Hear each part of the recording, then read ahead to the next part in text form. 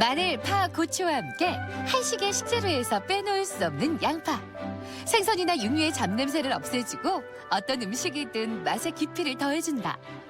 또한 몸에 필요한 다양한 영양소가 풍부한데 특히 이맘때 나오는 햇양파는 수분 함량이 많고 당도가 높은 것이 특징이다. 오늘 건강밥상에서는 만능 식재료이자 영양 만점 채소인 양파와 함께한다. 한의학에서는 양파를 호총이라고 부르는데 동의보감에서는 속을 따뜻하게 하고 음식을 소화시키며 살충작용이 있고 오장을 이롭게 한다고 합니다. 현대적으로도 항산화제인 퀘르세틴이 풍부해 불필요한 지방과 콜레스테롤을 없애서 순환기 장애, 동맥경화, 고지혈증의 예방에 좋고 다이어트에도 효과가 있습니다. 양파를 고를 때는 크기와 모양이 균일하고 표피가 윤택한 것이 좋은데 무르지 않고 속껍질이 드러나지 않는 것을 선택하자. 우리나라에서는 양파가 부재료로 주로 사용이 되죠. 하지만 양파도 근사한 주메뉴가 될 수 있습니다. 오늘은 양파의 깊은 맛을 느낄 수 있는 프렌치 어니언 스프 만들어 볼게요. 양파의 매운맛을 내는 알리신 성분은 각종 암을 예방하고 뇌를 자극해 혈액순환을 돕는 효과가 있다. 또한 양파의 퀘르세틴 성분은 혈압 수치를 감소시키는 데 도움을 준다. 프렌치 어니언 스프 만들기 첫 번째. 먼저 깨끗이 손질한 양파를 가늘게 슬라이스해준다. 그리고 겹쳐진 양파를 낱개로 잘 떼어내 흐트러주자.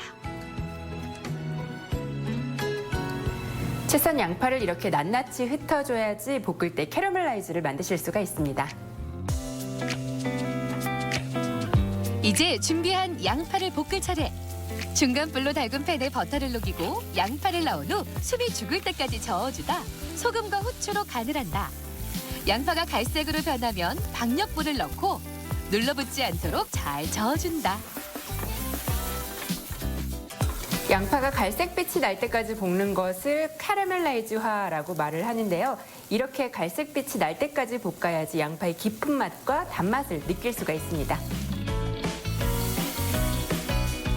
이제 볶아놓은 양파에 닭 육수를 붓고 센 불에서 저어가면서 충분히 끓여준다. 육수와 양파가 끓어오르면 포트와인을 함께 넣어주고 불을 줄인 후 약한 불에서 천천히 끓여주면서 중간중간 불순물도 건져내자.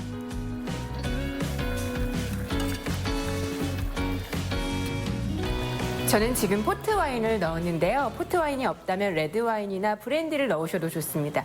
끓이다가 위에 떠오르는 불순물은 걷어주세요. 스프가 뭉근하게 끓여지면 오목한 그릇에 담아내고 그 위에 바게트를 얹은 다음 에멘달 치즈가루와 파슬리를 골고루 뿌려준다.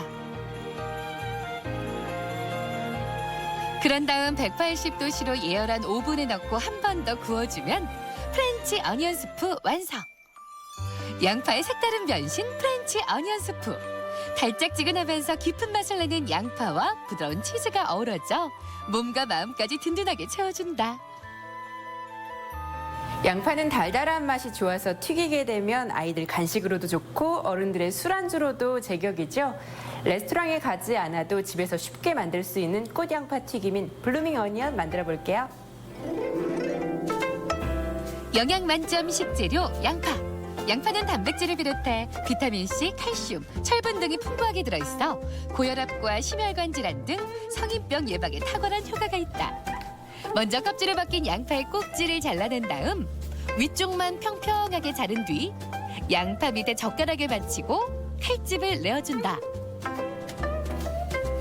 이때 양파의 가운데를 중심으로 잘라주되 끝까지 자르지 않고 양파를 돌려가며 8번 잘라 꽃 모양을 만들어준다.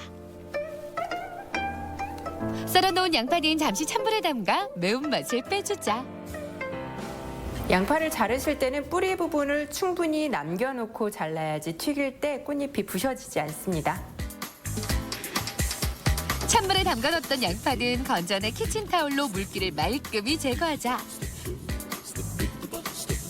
이어서 달걀을 준비하는데 노른자만 따로 분리해 살살 풀어준다. 그런 다음 튀김가루와 고춧가루, 카레, 파슬리, 소금, 후추를 섞어 튀김옷을 만들어 놓자. 이제 양파에 튀김옷을 입혀줄 차례.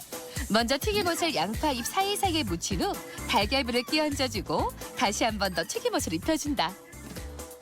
양파에 튀김옷을 입힐 때는 최대한 뭉치지 않게 양파의 잎 사이사이에 골고루 묻혀주시는 것이 포인트입니다. 이제 본격적으로 양파를 튀길 차례. 160도씨로 끓는 기름에 망을 이용해 양파를 통째로 넣은 후 기름을 끼얹어가며 골고루 튀겨준다. 양파가 노란빛을 내며 잘 튀겨졌다면 부서지지 않도록 조심스럽게 건져낸다. 양파를 튀길 때는 양파 잎이 떨어지지 않도록 조심스럽게 기름을 위로 조금씩 끼얹어서 튀겨주세요. 마요네즈와 식초, 올리고당을 골고루 섞어 양파튀김에 곁들일 소스를 준비하고 접시에 올린 양파튀김에 소스까지 곁들이면 블루밍 어니언 완성! 큼직한 양파가 탐스러운 꽃처럼 피어난 블루밍 어니언. 예쁜 모양과 바삭한 식감에 맛까지 좋아 자꾸만 손이 가는 온 가족 별미 간식이 완성됐다. 양파는 콜레스테롤을 낮추므로 육류를 섭취할 때는 같이 드시는 걸 권장해 드립니다. 양파의 유효 성분은 바깥 껍질이 속 껍질에 비해 10배에서 최대 300배가량 많으므로 바깥 껍질을 먹는 것이 좋습니다. 이런 효능은 가열에 의해서도 감소량이 크지 않으므로 익혀 먹는 걸 권해드립니다. 이 퀘르세틴은 흡수가 잘 되지 않으므로 흡수를 돕는 브로멜라인이 많은 파인애플과 같이 섭취하거나 겉껍질을 끓여서 물처럼 마시는 걸 권장해 드립니다. 예로부터 둥근 블루초로 불렸던 양파. 양파는 인류 역사상 가장 오래된 식재료 중 하나로 알싸한 매운맛과 단맛을 지니고 있으며 찌개나 볶음, 국, 샐러드 등 어떤 요리와도 조화를 이룬다. 또한 튀기거나 스프로 만들면 그 자체로 훌륭한 요리의 주인공이 되주는 양파. 가족을 위한 영양 가득한 식탁을 원한다면 양파와 함께 새로운 요리에 도전해보자. 건강 플러스 인사드립니다. 안녕하세요. 김경섭입니다. 안녕하세요. 김지원입니다. 시청자 여러분의 장 건강 어떠신지 모르겠습니다. 변비로 인해서 속이 더부룩하고 불편감을 느끼는 분들 많이 볼 수가 있는데 네. 이 변비가 만성적으로 지속이 되면 면역력을 떨어뜨릴 수 있기 때문에 해결책을 찾아야 합니다. 평소 일상생활에서 해결책을 찾을 수가 있다고 하잖아요. 네, 그렇습니다. 아침에 일어나서 물을 한 잔 마시는 것만으로도요, 장애 운동을 원활하게 할 수가 있습니다. 몸속에 수분이 부족하게 되면 장애 운동이 원활하지 않아서 변비에 걸릴 수가 있는데요. 그래서 공복에 물을 마시게 되면 위장을 자극해서 소화 활동을 촉진시키고요. 노폐물을 배설하는 데도 도움이 된다고 합니다. 네. 그리고 이 식이섬유가 장 건강에 도움을 준다는 말씀 많이 들어보셨을 겁니다. 이 식이섬유는 수분을 흡수해서 대변량을 늘리고 장 연동 운동에 도움을 줍니다. 과일과 채소, 곡물에 많이 들어있다고 하니까 평소에 공복에 물 한 잔과 식이섬유 섭취로 장 건강 튼튼하게 유지하셨으면 좋겠습니다.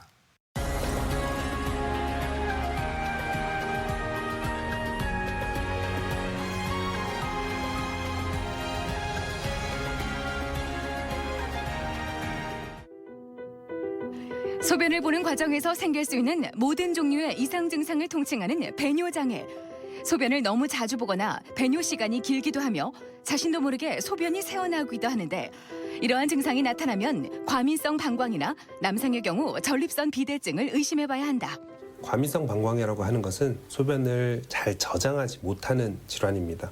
오줌을 충분히 저장해서 잘 놓아야 되는데 소변을 담지를 못하니까 오줌을 급하게 넣게 되고 그것 때문에 화장실에 아주 자주 가는 질환이 있거든요.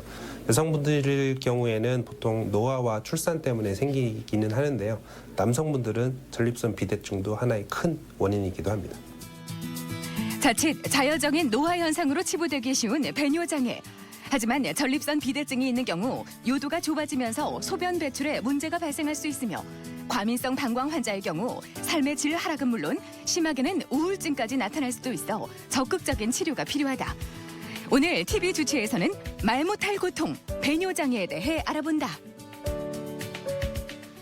잦은 배뇨 활동으로 어디를 가든지 화장실부터 갔다 와야 안심이 된다는 분들 계실 텐데 네. 대수롭지 않게 여길 수도 있지만 이 또한 치료를 해야 하는 질환이라고 합니다. 그렇습니다. 평균 횟수보다 자주 소변을 보거나 잠을 잘 때도 소변을 본다면 과민성 방광을 의심해봐야 한다고 하는데요.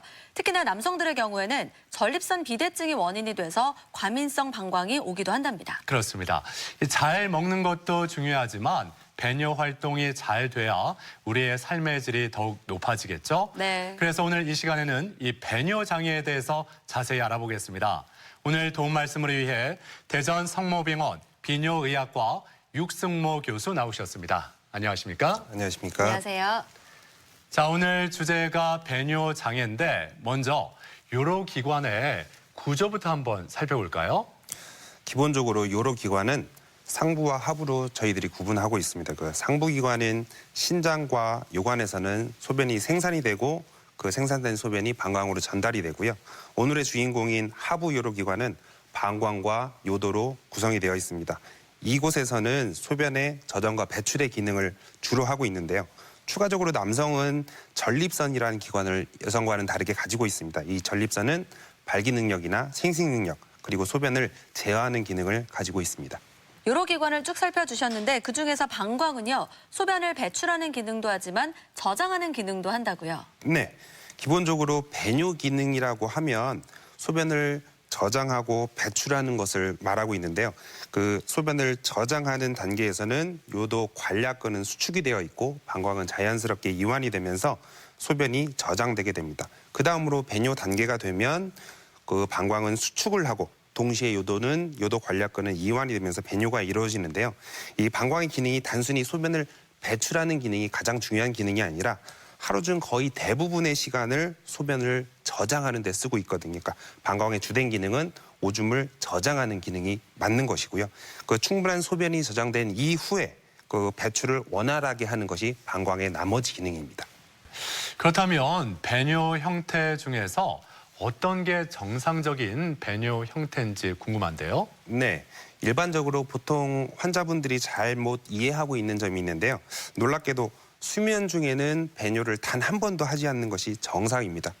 그 시청자분들 중에서 혹시라도 수면 중에 소변을 보기 위해서 한 번 아니면 또 2번 이상으로 일어나서 소변을 보신다면 그것이 절대로 정상이 아님을 좀 숙지하시기 바랍니다.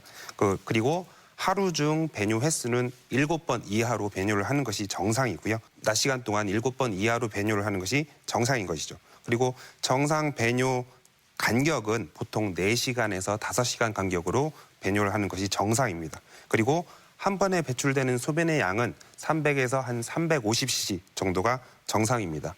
보통 저희들이 방광의 최대 용적을 한 500cc 정도로 가정을 하고 있는데요.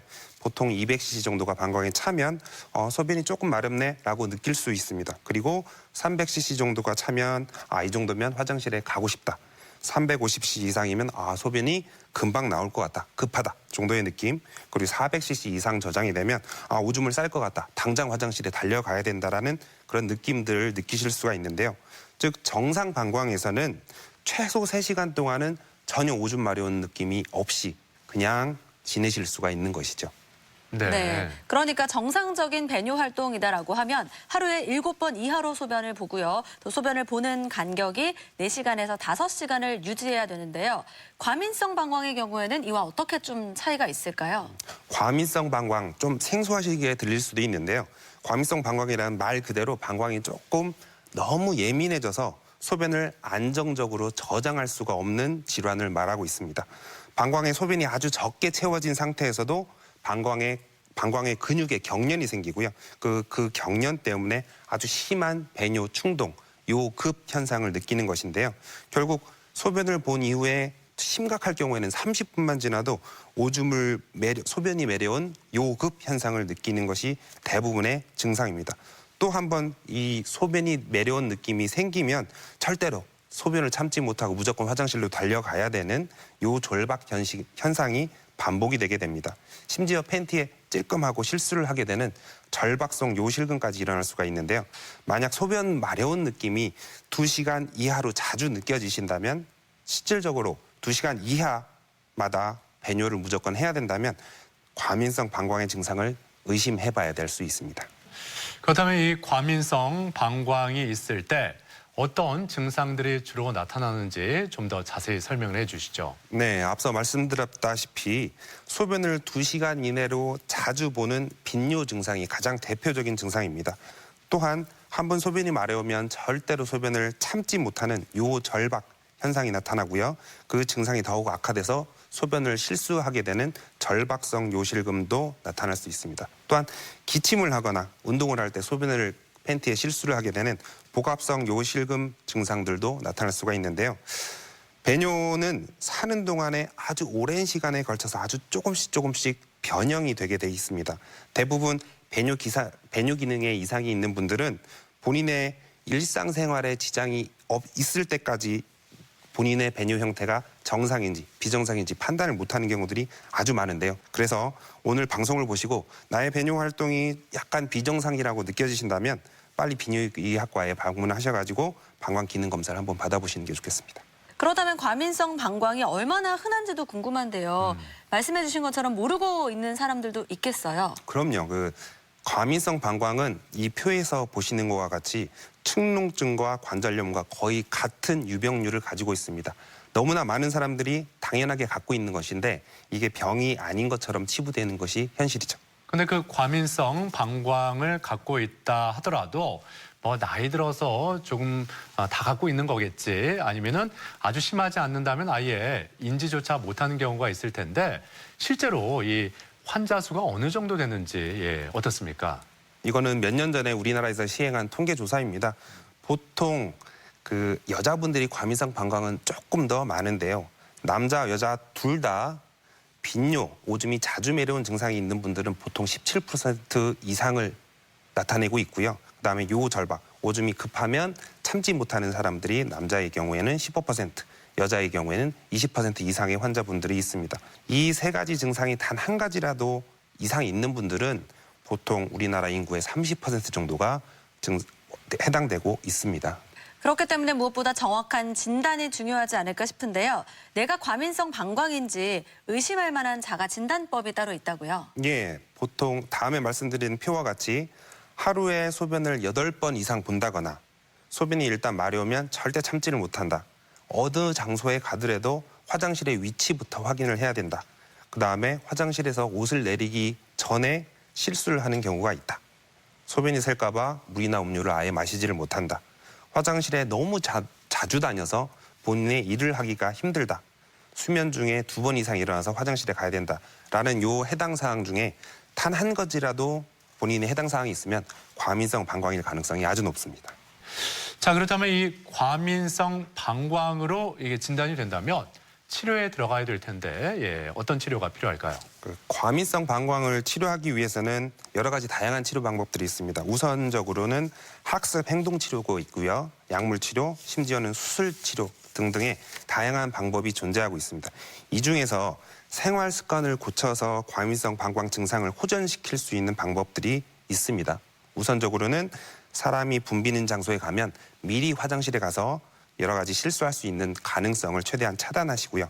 몸을 따뜻하게 하면 방광에 경련이 나는 증상들을 미리 예방할 수가 있습니다. 그리고 소변을 너무 오래 참는 것 좋은 습관이 아니니까 보통 4시간 간격의 일정한 배뇨 습관을 가지시는 게 가장 중요하고요. 그다음에 심한 변비는 변비 때문에 배뇨 이상을 초래할 수 있습니다. 그렇기 때문에 야채나 과일 같은 것을 많이 섭취를 하시길 바랍니다. 그리고 하루에 3리터 이상의 과도한 수분 섭취는 오히려 방광 건강에 해가 될 수가 있습니다. 그리고 이뇨 성분이 많은 차나 자극적인 음료수들은 가능한 한 피하시면 과민성 방광의 증상을 호전시키는 데 많은 도움을 줄 수가 있겠습니다.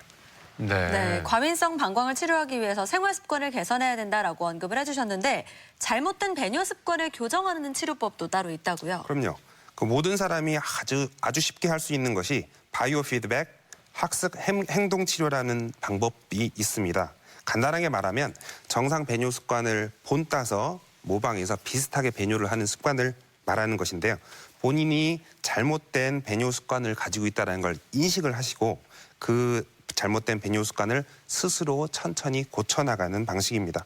화장실에 너무 자주 간다면 일부러 소변을 참는 것이 주된 방법이겠죠. 즉 3시간 이상 소변을 참은 다음에 소변을 보는 연습을 적극적으로 하는 겁니다. 이런 요급 증상이 생긴 다음에 첫 30초만 참아내면 그 다음 3분도 참아낼 수가 있고, 이렇듯 소변을 참는 방법을 학습 행동치료라고 부르고 잘못된 배뇨 형태를 교정하는 데 저희들이 많이 사용하고 있습니다. 이 방법은 약물치료보다 오히려 효과가 더 좋을 정도로 많이 환자분들한테 권장되는 방법입니다. 그렇군요. 예.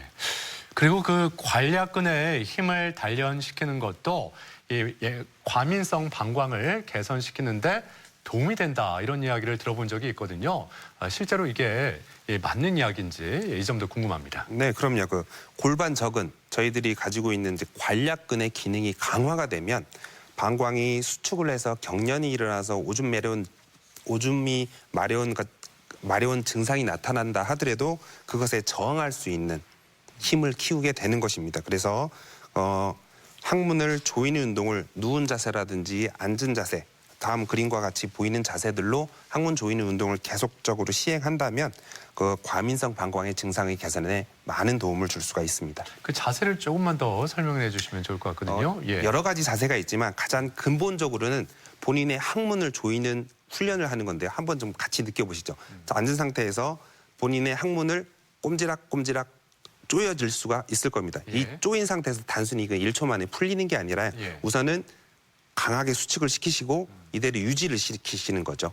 1초, 2초, 3초, 4초 풀리셨어요. 다시 한번 조여보시죠. 이 상태 그대로 12초에서 15초 정도를 유지를 하는 겁니다. 그러고 나서 한번 이완을 시키시고 네. 이후에 다시 한번 수축을 시키시고 15초 유지 후에 다시 이완을 시키시고 하루에 60번 이상. 되게 힘듭니다. 아, 예. 하루에 60번 이상 주기적으로 지속적으로 운동을 하시면 네. 과민성 방광의 증상을 적극적으로 예방할 수가 있습니다. 자, 건강 플러스 오늘 이렇게 배뇨 장애에 대해서 자세히 알아보고 있습니다. 그럼 여기서 병원을 직접 찾아가서 환자들의 이야기를 들어보고 진단법과 치료법에 대해서 살펴보겠습니다. 화면으로 만나보시죠. 특별한 질병이 없이도 하루 8번 이상 소변을 보기도 하고 참을 수 없을 정도의 급작스러운 요일을 느끼기도 하며 수면 중에도 소변을 자주 본다면 우선 과민성 방광을 의심해봐야 한다. 과민성 방광을 치료하지 않고 방치할 경우 대인관계에 문제가 발생하는 등 일상생활에 심각한 지장을 초래할 수 있다. 어디가 불편해가지고 오셨어요? 소변이 너무 자주 마려워서 일상생활이 힘들 정도로 계속 화장실을 들락날락 하거든요. 얼마나 자주 화장실에 가세요? 한두 시간에 한 번씩은 화장실을 반드시 가야 될 정도로 계속 마려운 느낌이 있습니다. 혹시라도 소변을 참으시면 팬티에 실수를 하시거나 그런 적은 없으신가요? 참을 수 없을 정도로 계속 그 느낌이 있기 때문에 아직 화장실을 바로 가서 아직 실수한 적은 없어요. 배뇨 장애를 유발하는 원인인 과민성 방광. 소변을 안정적으로 저장할 수 없게 돼 약간의 소변만 방광에 모여도 심한 요일을 느끼게 되는데 소변을 본 후 2시간 이내에 다시 소변을 보게 되는 빈뇨는 과민성 방광의 대표적인 증상이다. 이 환자분은 본인이 자각은 못하지만 과민성 방광의 아주 중중도 환자입니다. 소변을 1시간에서 2시간밖에 참지를 못하고 무조건 화장실에 가야 되는 경우인데요. 이럴 경우에는 좀 집중적인 약물치료와 행동치료가 꼭 필요한 상황이 될 수가 있겠습니다. 과민성 방광을 진단하기 위해 잔뇨량 검사를 진행한다. 초음파 기계를 이용해 환자가 호소하는 잔뇨감이 진짜인지 가짜인지를 확인할 수 있으며 배뇨 기능에 좋고 나쁨 또한 진단할 수 있다. 소변발의 세기와 소변의 양 등을 확인하는 요속 검사를 통해서는 배뇨 시에 문제점이 있는지 여부를 진단할 수 있다. 어디가 불편해가지고 오셨어요? 소변 보기가 힘들어서 왔습니다. 네. 소변을 볼 때 보면은 이렇게 중간중간에 좀 끊어지기도 하고요. 그리고 소변을 다 보고 나면은 좀 개운하지가 않습니다. 밤에도 일어나서 소변을 보시나요? 네, 밤에도 한 2-3번 정도 일어납니다. 그러면 언제부터 이 증상이 생기셨던 것 같으세요? 한 2-3년 전부터 생겼습니다. 배뇨 장애의 또 다른 원인인 전립선 비대증은 과민성 방광과 정반대의 증상을 나타낸다. 과도하게 커진 전립선으로 인해 요도가 좁아지면서 배뇨 장애를 일으키게 되는데 소변을 보기가 힘들 뿐 아니라 이후에도 시원하지 않은 느낌을 남길 수 있다. 전립선 비대증 초기 증상으로서 소변이 좀 약하게 나오고 오줌 나오는데 불편하시다는 거죠. 그렇지만 아직까지 방광 기능은 정상이라서 저희들이 추가적으로 혈액 검사, 소변 검사, 초음파 검사 등으로 전립선 비대증의 그 정도를 밝히는 게 중요하겠지만 이분은 여러 가지 약물 치료나 아니면 행동 치료로서 증상을 완화시킬 수가 있겠습니다.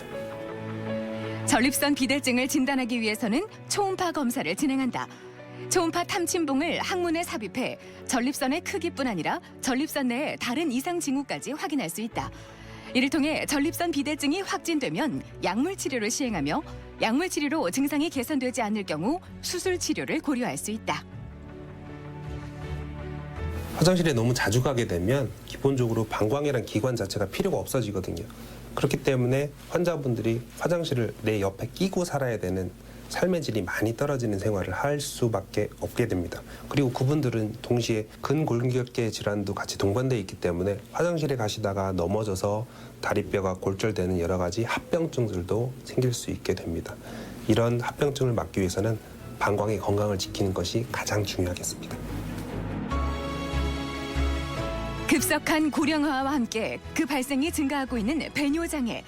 생명을 위협하는 질환은 아니지만 이런저런 이유로 방치하는 경우가 많은데 행동치료를 비롯해 다양한 치료법을 통해 높은 치료 성공률을 기대할 수 있다. 삶의 질 하락은 물론 합병증까지 불러올 수 있는 배뇨장애. 더 이상 참지 않는 적극적인 치료가 해답이다. 네, 병원에 직접 찾아가서 환자들을 만나보고 배뇨 장애에 대해서 살펴봤습니다. 네, 계속해서 배뇨 장애를 일으키는 질환에 대해서 알아보겠습니다. 남성들의 경우에는요, 전립선에 문제가 생기면 배뇨 장애를 일으키기도 한다고요. 네, 그 그림에서 보다시피 정상 전립선과 비대된 전립선은 모양 자체가 많이 다른데요. 전립선 자체가 커지면서 방광의 모양 자체가 변하고 요도를 압박하게 됩니다.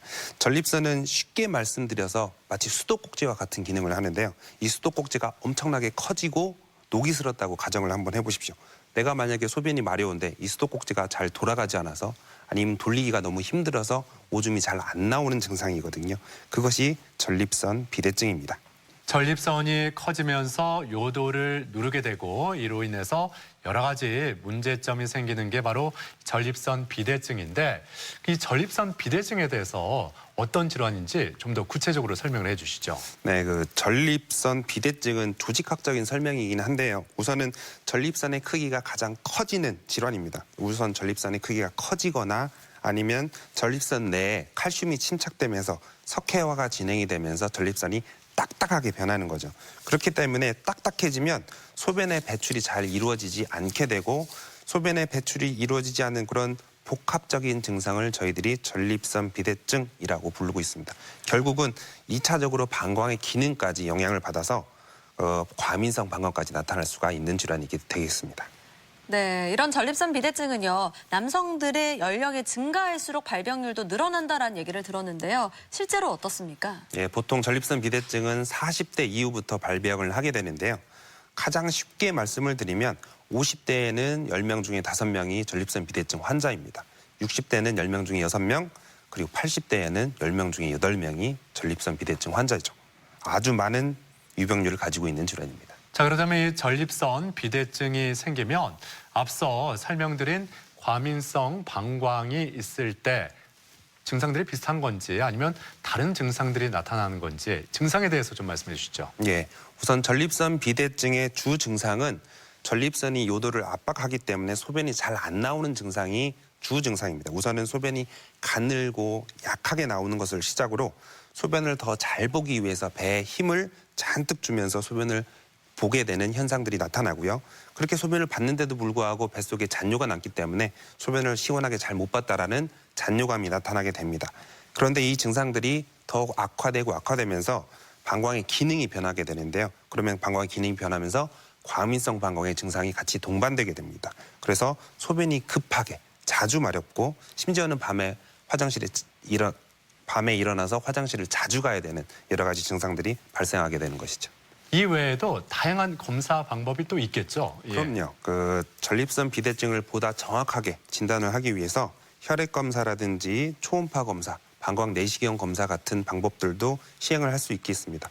방금 지금 그림에서 보다시피 저희들이 항문을 통해서 초음파를 삽입을 해서 전립선을 직접 쳐다보고 전립선 내부에 이상이 있는지 없는지를 판단할 수가 있겠습니다. 요새는 이제 초음파 기기가 발달을 하면서 전립선을 보는 방법이 다양하게 시도가 되고 있는데요. 이것처럼 이 초음파 그림처럼 항문에 직접 삽입을 해서 전립선을 관찰하면 직접적으로 바로 한 몇 밀리미터 주변에서 전립선을 직접 쳐다볼 수 있기 때문에 가장 정확하게 전립선의 모양과 형태를 관찰할 수 있는 방법이 되겠습니다. 전립선 비대증을 초음파로 검사하는 방법 알려주셨는데요. 앞서 잠깐 언급하신 것처럼 내시경을 이용해서도 검사가 가능하죠. 예, 내시경 검사는 초음파 검사보다 조금 더 불편한 방법이긴 한데요. 요도를 통해서 내시경을 직접 집어넣고 전립선의 모양을 관찰을 하는 것입니다. 이게 그림을 보시면 양쪽에 전립선이 커져가지고 오줌 나오는 길이 완벽하게 벽으로 닫혀 있는 그림을 볼 수가 있습니다. 이게 전립선 비대증, 중증도 이상의 전립선 비대증 환자의 전립선의 모양이고요. 그런 증상을 겪고 있는 비슷한 환자분들이 오줌 나오는 길이 꺾여 있거나 아니면 요도 협착, 예전에 어떤 사고를 당하셨거나 염증이 있어서 요도가 협착이 되면서 오줌이 잘 안 나오는 경우들이 있거든요. 그런 경우를 저희들이 정확하게 진단을 할 수가 있습니다. 그런데 이 전립선 비대증이 있으면 이게 또 전립선 암으로 변하는 게 아닐까 이렇게 우려하는 분도 많이 계십니다. 이 증상이 비슷해서 그런 건지 또 어떤 상관관계가 있는 건지 이 점도 좀 자세히 설명을 해주시죠. 네, 저희들이 암이라고 하면 아주 편한 얘기로 소리 없는 살인자라고 부르고 있습니다. 만약에 암 때문에 어느 정도의 증상이 나타나면 이미 암이 많이 진행이 된 경우들이 많은데요. 그런데 이 암 자체가 증상이 진행이 되면 똑같이 요도나 방광을 압박하는 증상들이 나타날 수가 있기 때문에 단순한 전립선 비대증과 전립선 암이 좀 구분하기가 어려운 현실이 있습니다. 그래서 이 전립선 비대증 환자에서는 그 전립선 암을 꼭 감별 진단을 해서 이 전립선 암인지 단순한 전립선 비대증인지를 판단하는 것이 가장 중요하다고 볼 수 있겠습니다. 그러니까 그 말씀은 증상이 비슷할 수 있기 때문에 감별이 필요한 거고 전립선 비대증이 있다고 해서 전립선 암으로 이렇게 발전하는 건 아니라는 말씀인가요? 예. 남성 경우에는 나이가 먹으면 아까 유병률을 말씀드린 것처럼 60세가 지나면 10명 중에 6명 이상은 전립선 비대증 환자거든요. 그러니까 가장 쉽게 얘기해서 나이가 먹으면 자연스럽게 생길 수 있는 질환입니다. 그 질환과 암과는 전혀 별개의 질환이죠. 그러니까 누구나 다 생길 수 있는 것과 암은 좀 특별한 환경에서 DNA나 유전자 변형에 의해서 생기는 것이기 때문에 전혀 별개의 질환입니다. 네. 그럼 그 둘을 정확하게 감별하기 위해서는 조직 검사 같은 게 필요할까요? 네, 조직 검사가 필요한데요. 그림에서 보시다시피 아까 전립선 초음파와 같은 그림입니다. 그렇지만 이 초음파 기구 옆에 바로 이제 바늘이 보이는데요. 이 바늘을 이용해서 항문을 통해서 전립선 조직을 보통 10군데나 아니면 12군데 이상을 전립선을 뜯어내서 이 조직이 암이 있는지 없는지를 판단할 수가 있겠습니다. 자, 계속해서 전립선 비대증의 치료법에 대해서 알아볼 텐데요. 전립선 비대증도요, 과민성 방광처럼 생활 습관을 개선하는 것만으로도 효과를 좀 볼 수가 있을까요? 그럼요. 그 전립선 비대증 환자의 올바른 생활 습관이 그 과민성 방광의 증상을 억제하는 것과 거의 유사한 효과를 나타내고 있는데요. 그 갑작스럽게 과다한 소변이 발생하지 않도록 그 차나 음료수는 가능한 한 좀 그 자제를 부탁드리고요. 그다음에 자극적인 음식 역시 피해야 됩니다. 그리고 그 변비 역시 소변을 보시는데 아주 많은 악영향을 줄 수 있기 때문에 변비도 좀 조심을 해야 되겠고 몸을 따뜻하게 유지하시면 배뇨 증상이 악화되는 것도 역시 막을 수가 있습니다. 또한 과도한 음주 후에는 전립선이 우열이 되고 충혈이 되면서 오줌이 아예 안 나오는 현상까지 있을 수가 있으니까 가급적이면 음주는 자제하는 것이 좋을 듯합니다. 근데 이렇게 생활 습관만으로 개선된다면 참 좋을 텐데 이렇게 개선이 되지 않는다면 어떤 도움을 받아야 될 텐데 어떤 치료법들이 또 있을까요? 그럼요. 그 단순한 전립선 비대증의 치료는 증상에 따라서 여러 가지 치료 방법들이 있는데요. 약물 치료 방법부터 수술적인 치료 방법까지 다양한 치료 방법들이 있습니다. 그렇지만 전립선 비대증과 과민성 방광이 복합적으로 나타나 있는 환자들에게는 보다 좀 복잡하게 약물을 써야 되는 여러 가지 모양들이 있을 수가 있거든요. 그래서 증상이 악화되기 전에 병원에 방문을 하셔가지고 좀 더 단순하게 약물 치료를 하는 것이 가장 좋을 듯합니다. 뭐 약물 치료가 되지 않는다면 어떻게 수술적인 치료 방법까지 고려를 해야 될까요? 그럼요. 요새는 뭐 레이저 치료법이다, 뭐 등등의 아주 다양한 치료 방법들이 많이 개발이 되고 있는데요. 네. 골자는 그렇습니다. 우선은 요도를 통해서 내시경으로 이용해서 전립선을 수술하는 방법이 우선 대부분이 있고요. 그게 만약에 안 될 경우에는 복부를 절개를 해서 전립선의 일부를 떼내는 수술을 또 역시 할 수가 있습니다. 이것도 저것도 안 된다. 환자의 상태가 너무 나쁘고 수술 받기가 너무 힘들다라고 하면 약간의 스텐트 모양처럼 요도를 확장시키는 영구적으로 우리 인체에 설치할 수 있는 기구들이 있거든요. 그걸 설치를 해서 오줌 나오는 길을 확보하는 일시적인 방법들도 있습니다. 자, 이렇게 과민성 방광과 전립선 비대증과 같은 배뇨장애에 대해서 알아봤는데요. 배뇨장애는 본인도 모르는 사이에 서서히 악화되는 경우가 많다고 들었습니다. 배뇨장애에 있어서 꼭 알아둬야 할 점을 한번 짚어주실까요? 네, 우선은 남성, 여성 모두에게서 배뇨장애, 특히 과민성 방광은 아주 매우 흔한 질환입니다. 배뇨 증상 자체가 매우 천천히 악화가 되기 때문에 본인이 만약에 그것 때문에 불편감을 느끼면 이미 증상은 매우 심각한 경우가 대부분이거든요.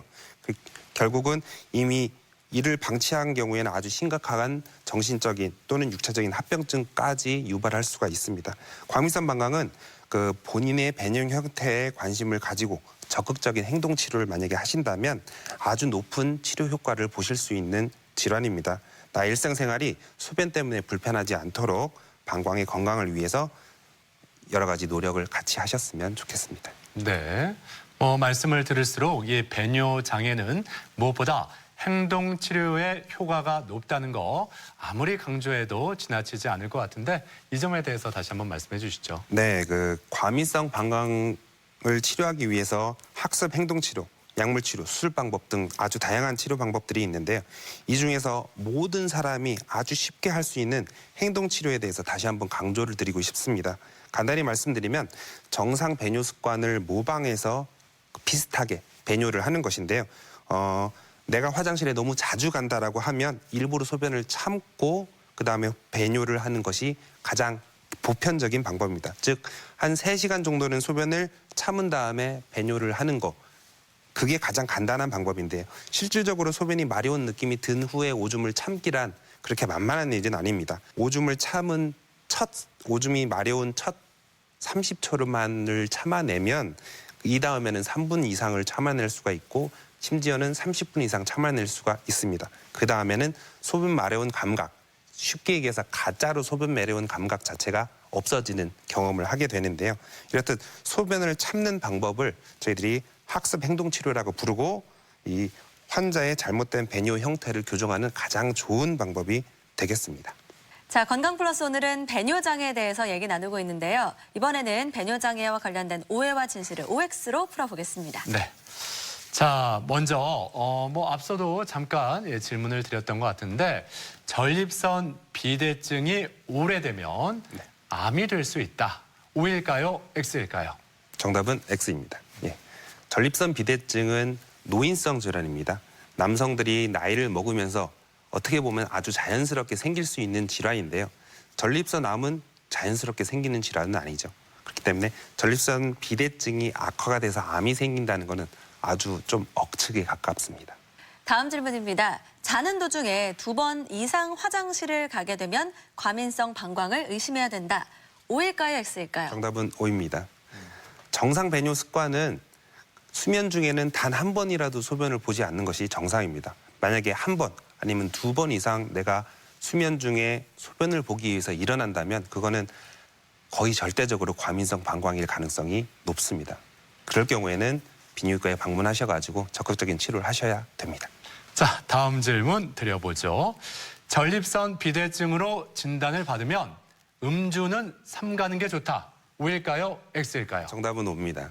과도한 음주는 전립선에 있는 혈관들을 울혈시킬 수 있습니다. 그러면서 전립선이 일시적으로 커지게 될 수 있거든요. 그러면서 요도를 압박하면서 오줌이 단 한 방울도 나오지 않는 요폐 현상을 경험하실 수 있습니다. 그러면 소변을 보지 못했기 때문에 결국은 상급 종합병원에 가서 소변줄을 강제로 껴야 되는 상황이 될 수 있습니다. 아주 조심하셔야 되는 상황입니다. 예. 자, 이렇게 배뇨장애와 관련된 오해와 진실을 OX로 풀어봤고요. 계속해서 시청자 여러분들의 궁금증도 풀어드릴게요. 과민성 방광과 방광염은 어떻게 다른가요? 네, 이 많은 분들이 이 점 좀 헷갈려 하실 것 같습니다. 네. 과민성 방광, 또 방광염, 어떤 차이점이 있나요? 우선 두 가지 질환 자체는 근본적으로 완전히 다른 질환인데요.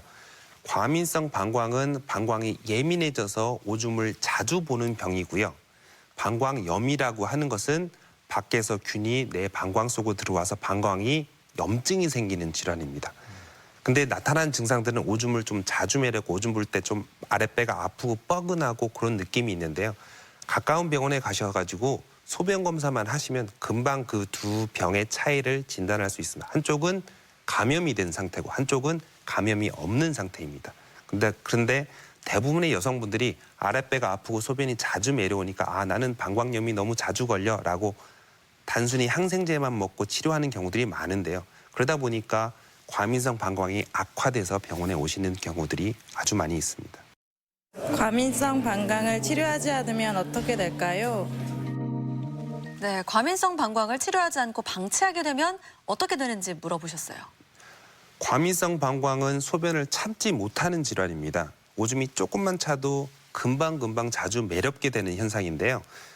기본적으로 보통 방광의 크기는 약 500cc 정도가 정상 크기라고 저희들이 생각을 합니다. 근데 500cc가 다 차기 전에 미리 화장실 가고 미리 화장실을 간다면 500cc의 방광이 우리 몸에서는 필요가 없는 거거든요.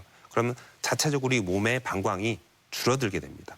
그러면 가득 차지 않은 상태에서 소변을 자꾸 가다 보면 500cc의 방광이 200cc, 100cc, 50cc, 심지어 50cc까지 작아져서 화장실에 10분, 30분 단위로 무조건 가야 되는 현상이 발생할 수 있습니다.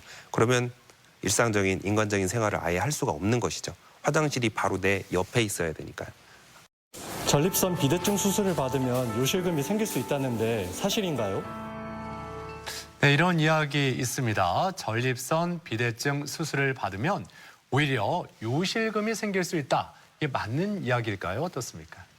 맞는 이야기. 있을 수 있습니다. 예. 그렇지만 그 전립선 비대증 환자분들 중 의사가 수술까지 생각한 경우라면 일반적인 전립선 비대증 증상은 아닐 겁니다. 최소한 중증도 이상 아니면 심각한 경우에 전립선 비대증 환자거든요. 그럴 경우에는 그 사람의 방광은 이미 과민성 방광의 증상들이 가지고 있는 경우들이 많습니다. 그래서 전립선 수술을 잘 했다 하더라도 기본적으로 감춰져 있던 과민성 방광 증상들이 악화가 되는 경우들이 있거든요. 그러니까 수술이 잘못돼서 요실금이 생기는 게 것이 아니라 이미 가지고 있던 과민성 방광의 절박성 요실금 증상들이 나타나는 현상이 있을 수가 있겠습니다. 자, 그럼 끝으로요. 배뇨장애와 관련해서 이것만큼은 꼭 기억해야 할 점을 한마디로 요약해 주시면 좋을 것 같습니다. 배뇨장애는 네모다라고 한다면 어떻게 채워주시겠어요? 배뇨장애는 행동치료로 극복할 수 있다라는 게 오늘의 키포인트가 되겠습니다. 과민성 방광, 배뇨장애의 질환들은 적극적인 행동치료로서 증상들이 가능한 질환입니다. 단순히 약물만 먹는 것보다는 행동치료를 같이 하시면 그 증상의 회복에 많은 도움을 줄 수가 있습니다. 네. 자, 오늘 이렇게 배뇨장애에 대해서 자세히 알아봤습니다. 지금까지 도움 말씀에 비뇨의학과 육승모 교수였습니다. 오늘 말씀 고맙습니다. 감사합니다. 고맙습니다. 배뇨장애를 예방하고 치료하기 위해서는 평소에 올바른 생활 습관이 중요합니다. 이뇨작용을 활발하게 해주는 카페인 음료는 줄이고 흡연과 음주는 삼가는 게 좋다는 거 다시 한번 기억하셨으면 좋겠습니다. 네, 그리고 변비도요. 잦은 소변을 유발할 수 있다고 하니까요. 적절한 수분과 섬유질 섭취하셔서 변비도 예방하셔야겠습니다. 네, 자 이번 한 주도 건강하게 보내시길 바라고요. 저희는 다음 이 시간에 다시 인사드리겠습니다. 함께해 주신 여러분 고맙습니다.